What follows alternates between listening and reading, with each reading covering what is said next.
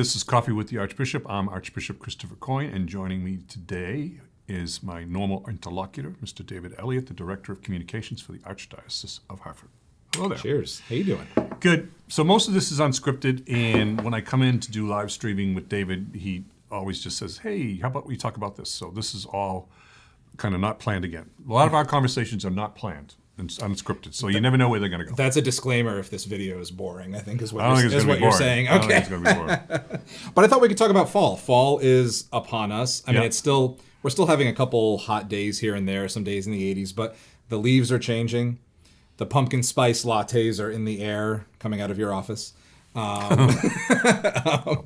coffee. But so do you have any fall memories? What do you like about fall? Do you have, does it evoke a certain warm feeling for you? Well, I know I this think time of year usually does for people. It depends on where you are. I think like growing up, especially in the summers on the coast of Maine and the beach, we would go up on the weekends in the fall. Mm-hmm. Oftentimes we'd close up one of the cottages because it was not winterized, probably around the end of Columbus Day weekend or Indigenous Peoples Weekend, as we call it now.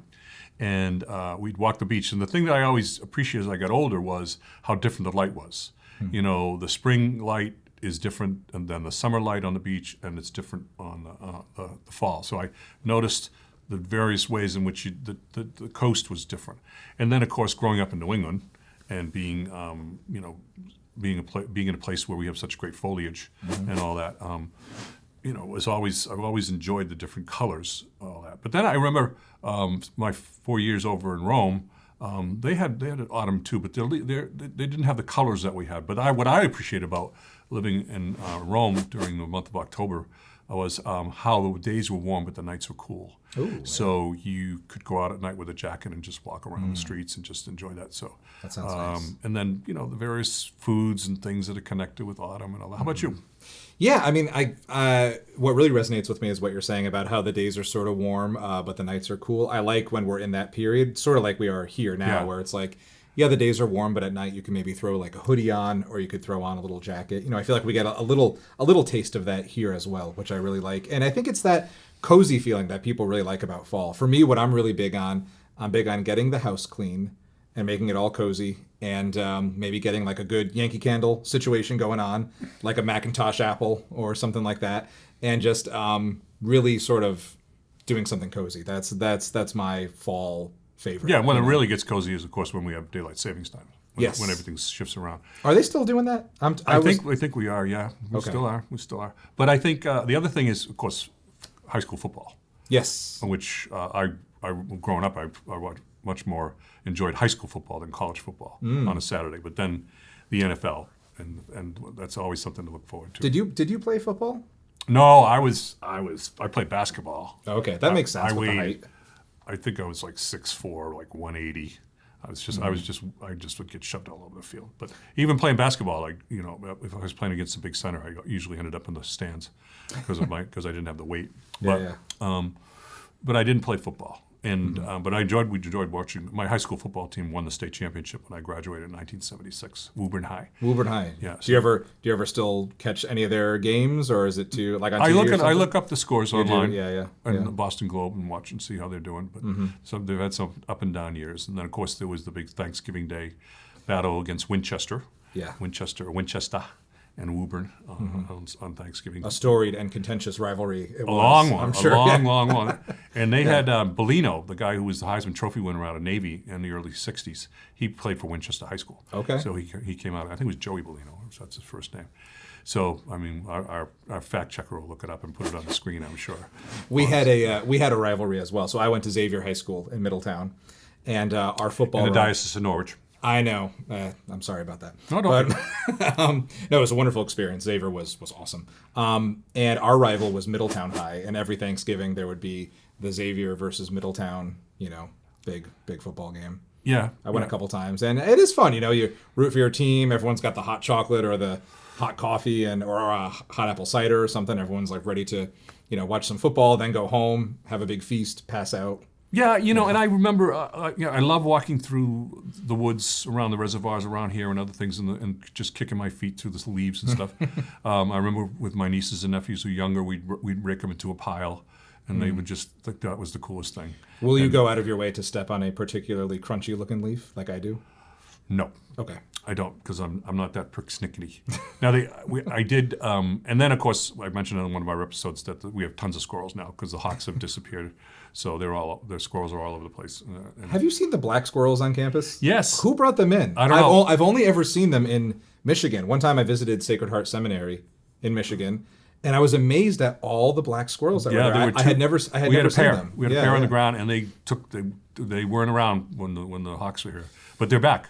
They are back. Okay. Yeah, they're back. I see them every once in a while. Of course, I see the bear. We have a bear. I heard Aaron, our photographer, had a close encounter of the bear. Yeah, and my secretary kind. did. Oh, really? Yeah, she was leaving one night, and she got stuck up on the stairs because the bear was at her car, near her car, so she said to wait. I heard we're getting bear mace for Christmas this year. Maybe. I don't think so. I think we have to just figure out just to be careful with it. Yeah. She doesn't have any cubs, so there's no cubs with it. Mm-hmm. But last year, a couple of years ago, we had one with cubs, so we had to be really careful. Oh yeah, they get very, very protective. Yeah. So that was, but we got coyotes and deer. We got tons of deer. Do you ever worry about that when you're walking? You said you take some walks around the campus. Do you ever? No. Does it ever occur to you? No. No. Okay. I assume that all those animals are more afraid of me in terms of they don't want to really be near human beings, so there wouldn't be any reason. True. Well, I feel like the ones that are here, I'm assuming, because they know people are around. When the bear was out with the cubs, I didn't walk the perimeter I stayed pretty much close to the buildings, but when I was walking, but all that. But no, I love autumn. I love Thanksgiving. Yes.